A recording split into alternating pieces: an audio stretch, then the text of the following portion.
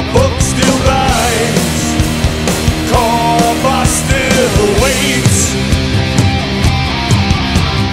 The thing is, what people don't understand is that the hardest part of being in a band is actually being in the band.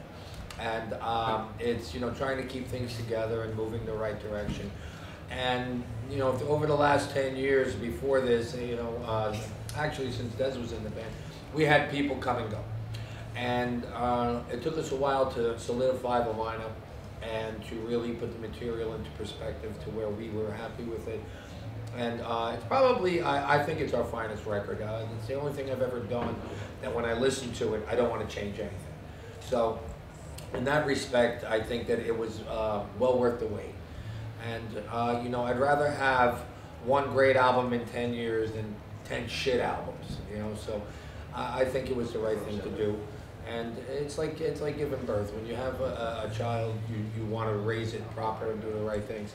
And if you don't have the support of the people behind you, then it's kind of, you know, ludicrous to even try and accomplish great things. So, you know, since Dez joined the band, it's going on 11 years now, and Eric, the GOAT, who's been playing with us on and off for the same amount of time, he actually, maybe even a little longer, because he was there when the other lineup quit on us in the middle of a tour. Eric was playing with Murphy's Law. He stepped right into the thing and picked up the show and took it from there. And you know, the lineup is what it is today. And I'm real happy about it. Well, I think when you do an album, no matter who it's with, you kind of use the talents. In other words, you dance with the girl you brought to the dance. So, in other words, I get to be add my input, like as far as guitar playing, so is concerned, and singing too. But like, yeah. So you know, it has Misfits elements to it. You know, I remember talking to our manager about it. You know, we were talking about doing a record a couple of years ago, and we still didn't have our drummer yet.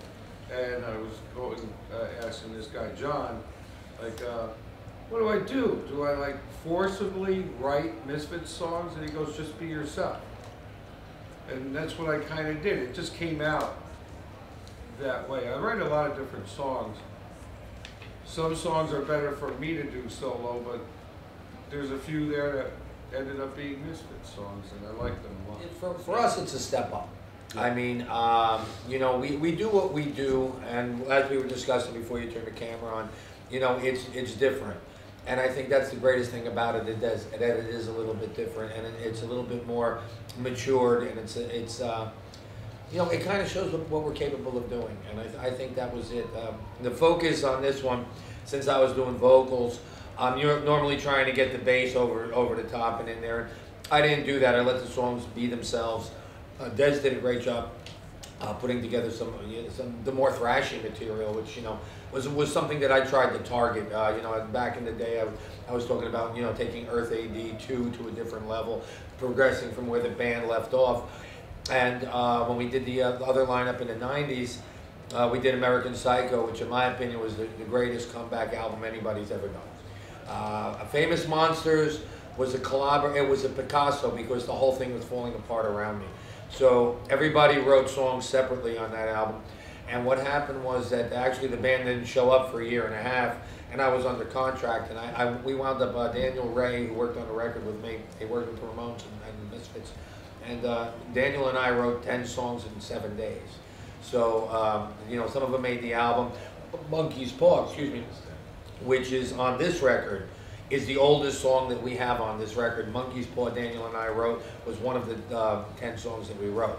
And I really wanted to get it on the Famous Monsters record, but everybody was like, look, we don't want you and Daniel to be writing the whole album. I said, well, then maybe you guys should show up. You know, that would help. That would help the situation. For us, you know, with our icon, the Fiend Skull, we're everywhere without being commercial. And that's the important thing, is to keep the integrity of the project and get the exposure that you need to continue the project without, you know, being obvious. I mean, it's to be underground and be real cool and cheap and have the kids that really give a shit about the music be behind you. And that's what we've managed to do. And our newest package. I mean, if you look at the album packaging, it's one of the greatest things. And today, anybody can. Music is free. Information is free.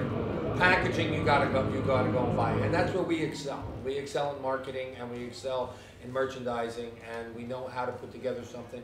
And when we do something, we do it with integrity. When we do an action figure, we get action figure of the year. When we build a guitar, we build something.